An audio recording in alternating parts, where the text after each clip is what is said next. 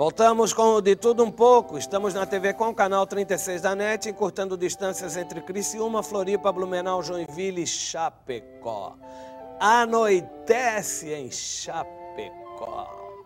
Apresentador de televisão e meu colega de Jornal do Almoço, Mário Mota, passou toda a semana da tragédia com o avião da Chapé em Chapecó, esperando os corpos. O mais lindo anoitecer do estado, Mário Mota, se transformou? Se transformou no mais triste anoitecer, especialmente na véspera da chegada dos corpos que foram velados lá, Cacau. Mas continua. Eu fiz uma crônica, inclusive, para terminar um programa especial que nós apresentamos no lugar do Zorra. Pouca gente talvez tenha se dado conta, mas o Zorra foi retirado do ar aqui em Santa Catarina no último sábado. Era um programa de humor, não cabia. E entrou um especial sobre tudo o que tinha acontecido durante a semana. E a crônica final era Chapecó, cidade verde. Não só pelas árvores, não só pela esperança do seu povo, mas por um time que se uniu e que uniu toda a região. E o final de tarde continua lindo na região oeste de Santa Catarina. Elogiar Mário Mota, âncora oficial do Jornal do Almoço, o noticiário de televisão com maior audiência em Floripa e o de maior audiência na programação nacional da Rede Globo, das afiliadas, é Chover no Molhado. Ele é nosso convidado porque viveu um momento especial no sábado mais triste do ano, eu acho, da história de Chapecó, e se espalhou Brasil afora, mundo afora. Todo mundo chorando, apresentadores de televisão, repórteres, autoridades, ministros.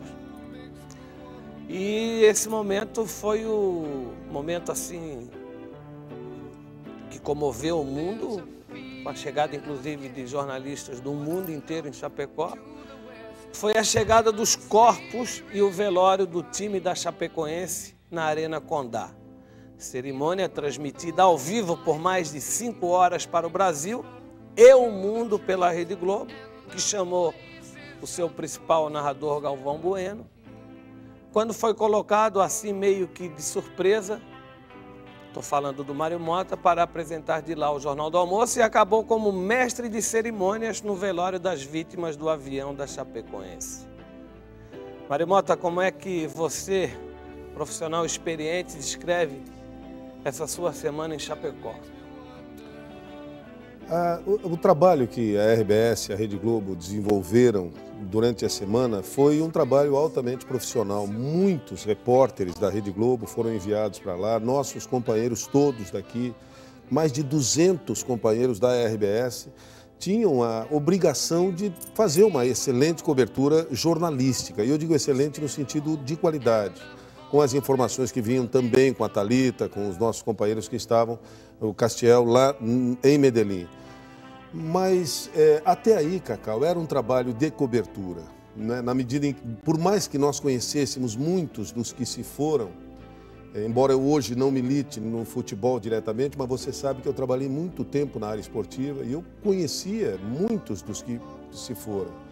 Então não havia ainda uma relação direta. Quando se aproximou do sábado e da chegada dos corpos, e quando veio o convite da Chapecoense e da Prefeitura de Chapecó, eu não sei se foi um convite ou foi um pedido que a direção da RBS prontamente atendeu para que eu apresentasse. Ou uma intimação. Uma certa intimação.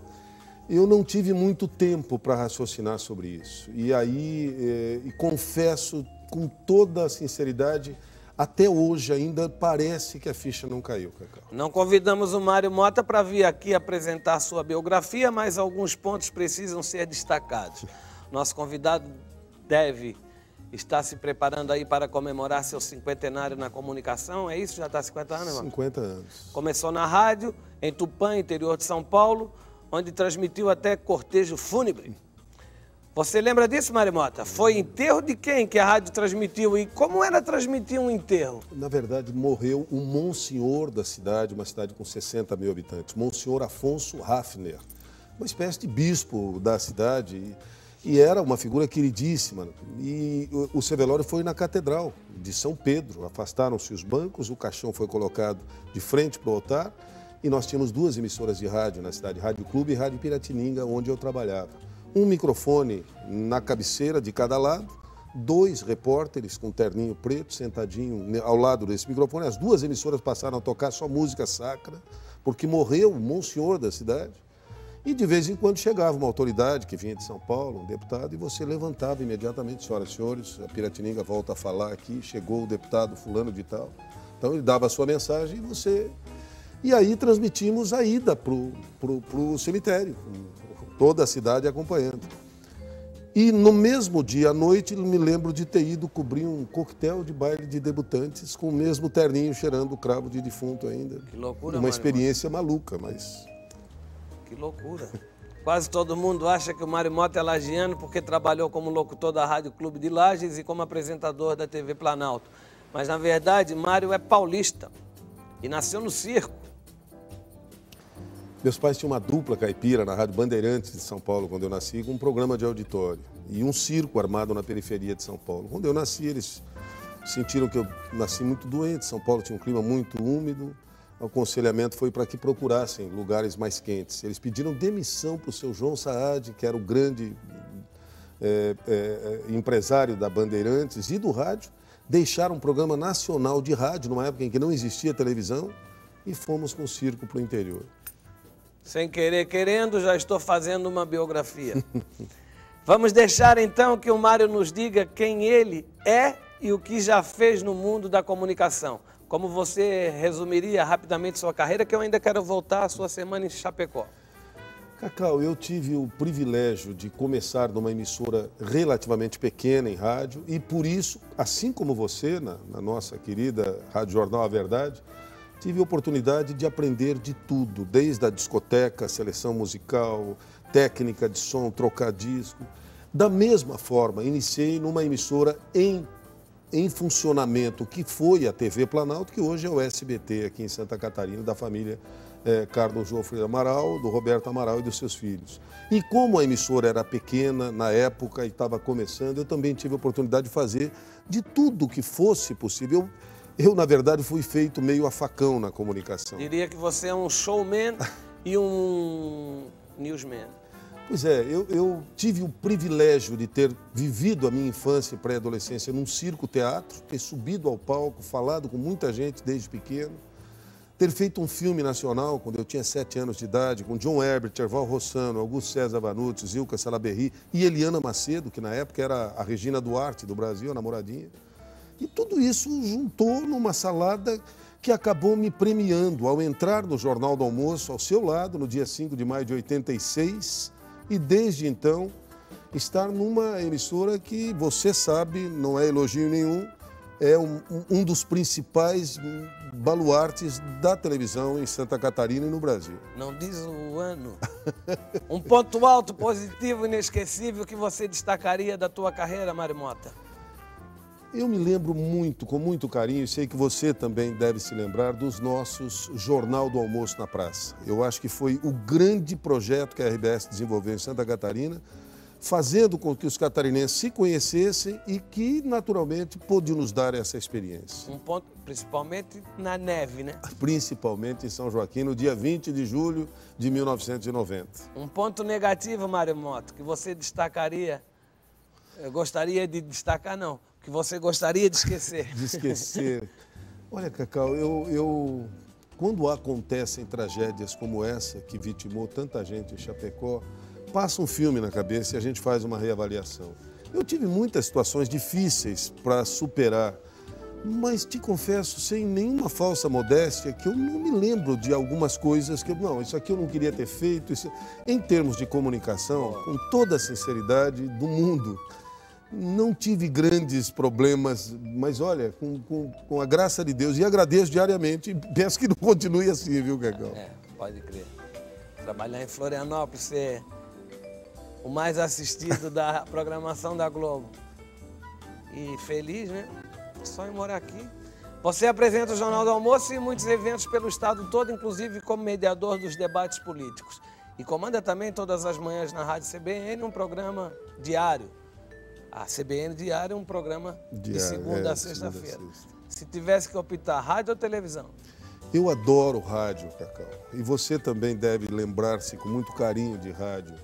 Porque o rádio faz com que o ouvinte tenha que imaginar o que você está contando para ele. Então o ouvinte torna-se um coprodutor daquela informação. É evidente que a força da televisão... Meu irmão Gilberto Mota, que também é jornalista, que hoje mora em Registro, no sul de São Paulo, Gilberto me dizia, mano, Gilberto mais novo que eu, mas lê muito e tudo mais, Marinho, rádio é uma injeção na veia, televisão, aliás, rádio é uma injeção no músculo, televisão é uma injeção na veia. Mas normalmente os choques anafiláticos dão mais pela injeção na veia. Então a televisão é muito potente, se você não dosar, você pode criar problemas. Ela te eleva em 1 minuto e te derruba em 15 segundos. É que pode ser uma droga também, de injeção na veia, dá onda, Exatamente, né? Dá uma overdose, aí é perigoso. Já devidamente apresentado, vamos ao motivo principal da nossa entrevista. Mário, você foi a Chapecó para apresentar o Jornal do Almoço para todas as afiliadas da RBS no estado. Chegando lá, parece que aconteceu algo inesperado e você, de âncora, passou a mestre de cerimônias. Já contou isso pra gente, como é que chegou lá, né? Isso. E aí? A tua voz foi ouvida no Brasil inteiro e, arrisco dizer, em dezenas de outros países. 22 países. Quem acompanhou a transmissão pela Globo escutava a narração do Galvão Bueno e dos repórteres da Globo e escutava também a condução que você ia fazendo da cerimônia. Vou dizer algo e não é porque estou na sua presença. Você se saiu muito bem. Obrigado. Alguém escreveu o que você estava falando? Como é que se deu aquela produção? Alguém escreveu, sim. Nós tivemos, eu e a Vanessa Ubner, nossa ex-colega apresentadora do Jornal do Almoço lá em Chapecó, que hoje milita em outras áreas, inclusive, me parece, na própria assessoria de comunicação da prefeitura, e que foi convidada para ser partner. E ela me disse assim, Mário, eu tremi na base. Aí me disseram que era contigo, eu fiquei até mais tranquila, porque é uma belíssima apresentadora em todos os sentidos. E depois daquela cerimônia de Medellín, no dia do primeiro jogo lá, que tinha uma mulher espetacular atrás apresentando, a mulher mais linda do mundo, era aquela mulher. Mas a Vanessa foi muito... Aumentou a responsabilidade de vocês. Totalmente. Mas a Vanessa foi muito bem. Houve um texto básico escrito, nós nos sentamos na noite anterior e na manhã do dia seguinte. Rolou improviso? Rolou muito improviso. E o grosso estava mais ou menos o seguinte, mas, por exemplo, não tínhamos segurança se o Rueda, o técnico do Atlético Nacional, estava entre os convidados, se ele havia vindo para o Brasil.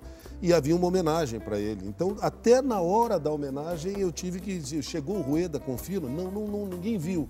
Então muda para frente, vamos lá, chamamos o próximo. Uma coisa que eu notei, o Galvão Bueno estava dizendo que não tinha visto o presidente da CBF. Da CBF. E você estava dando a informação que ele estava ali. Mas também quando começou, nós não sabíamos se ele estava. Assim como não pudemos registrar no áudio oficial a presença do Seedorf e do Pujol, junto com o presidente da FIFA. E a chuva que Deus mandava, como você se virou embaixo daquele dilúvio? Bom, todo mundo, eu não sei se você percebeu que o público, inclusive, foi brindado com capas de chuva muito parecidas, distribuíram isso. E o mais importante, nós estávamos protegidos, primeiro numa sala, onde recebemos o Cid Moreira e a esposa Fátima e o Ziloé, que é o seu secretário, para conversarmos sobre a participação dele. E depois nos encaminharam, havia um carrinho elétrico desses de se andar no Projac, para levar até um determinado ponto. Então, nós não fomos abatidos pela chuva que assolou. Agora, algo interessante, quando terminou, que nós dissemos, Força Chape, muito obrigado a todos pela presença, a chuva parou como que por um toque. Deus parou de chorar. Deus parou de chorar. Era um velório, tudo era triste, mas o que mais lhe marcou? O que mais me marcou, Cacau, e te confesso que cada vez que eu lembro, me dá um nó na garganta, foi ao encerramento, a entrada do menino Carlinhos com o seu cocar novamente para dentro do campo. E as televisões pouco mostraram. Ele e o mascote da Chapecoense, que ele e aquele indião que tem um cabeção, que é uma figura ali que fica brincando na torcida. Os dois entraram na medida em que a torcida gritava, "Ô, Chape, Chape", e os dois deram uma espécie de volta olímpica, olhando para a plateia e pedindo para que todo mundo gritasse. A mãe do goleiro Danilo foi muito bem também. Foi muito importante. É uma força espiritual que nos reforçou. Mas só para concluir, o Carlinhos sorria, rapaz. Apesar de ter demonstrado toda a dor, mas ele olhava para a plateia e conseguia transmitir força. Aquele garotinho, cara. Que loucura. Muitos da imprensa, rádio e TV choraram. Você chorou? Não, não chorei, mas te confesso que em alguns momentos hoje bate essa vontade. Tá chorando. É, né, cara? A gente chora quando menos espera. Não tá programado esse choro de Chapecó. Não, é verdade. No próprio Jornal do Almoço, determinados assuntos acabam mexendo. E eu disse lá na época, até na CBN depois, que é um segredinho que talvez o telespectador não saiba, mas é morder o lábio internamente, quando vem um nó na garganta, dá uma mordida aqui para doer, porque aí você é levado a dominar outro tipo de sentimento, que é justamente o nó da garganta. E eu tive que... terminou a cerimônia com os lábios mordidos, eventualmente. Tu não tem ideia o que eu chorei no... Eu tenho, eu te conheço. Nos nossos colegas na catedral, sábado de manhã. Vendo a família ali, mãe, pai, em cima daquele caixão, aquela gente jovem. Eu me entristeci muito não poder estar aqui naquele momento, porque era justamente a recepção lá. A gente entendeu. Mas aí a gente imagina com a gente aquilo ali, né? A nossa família assim vendo. Sem dúvida, sem dúvida. Eu chorei muito, muito, muito. Eu sou um chorão, manteiga de cacau. Mário Mota, naquele momento estavam ali o homem Mário Mota e o locutor Mário Mota. Como você fez para separar um do outro e manter a postura profissional que nós vimos? Rapaz, você sabe que eu lembrei a todo instante da minha família. E eu acho que isso me deu muita força. Glorinha, Marinho, Carol, minha sogra. E todo o envolvimento de força familiar que você tem e que eu também tenho. E talvez seja o grande segredo. Aliás, dia 8 agora foi o Dia da Família. E é importante lembrar, curiosamente, mesmo o dia do cronista esportivo, rapaz, e dia da justiça, esses 3 dias no mesmo, foi dia 8 de dezembro agora. E eu me lembrava muito dessa relação existente, porque a gente acha que fatos assim demonstram um certo Deus injusto. E, na verdade, não há injustiça. Por quê? Quando alguém fala que morte é o contrário de vida, não está certo. Morte é o contrário de nascimento. Vida é o que acontece no meio, entre o nascimento e a morte. Por mais fiel que seja aos fatos, a televisão não conseguiu captar todos os momentos. Estamos terminando já. O que só você ou só as pessoas próximas a você viram? Olha, Cacau, eu tive a oportunidade de olhar para a arquibancada em determinados momentos e ver crianças em pranto, mas chorando copiosamente. E aí eu ficava imaginando, poxa, mas será que essa criança de 5, 6 anos de idade tem noção de tudo o que está acontecendo? Eu só vim fortalecer, concluir alguma ideia sobre isso no Jornal do Almoço da nossa quinta-feira passada, quando nós mostramos como as crianças de Chapecó estavam sendo recebidas em suas escolas pelas professoras que passaram por um preparo psicológico para poder atender as crianças no retorno às aulas. Eu posso te garantir o seguinte, eles talvez não tenham a mesma noção que os adultos, mas a noção que eles têm é tão pura que aquele choro era absolutamente verdadeiro. Eu não tenho a menor... Era um choro de perda, sabe? Embora as crianças tenham muito menos noção de propriedade do que os adultos. Esse é o Mário Mota. Tão querido por todos nós. Obrigado, Cacau. Agradeço de coração, cara. Parabéns por ser essa figura maravilhosa, esse profissional exemplar. Saindo para mais um intervalo comercial e na sequência vamos falar de surf, gente jovem, bolos, músicas, gatas. Até já.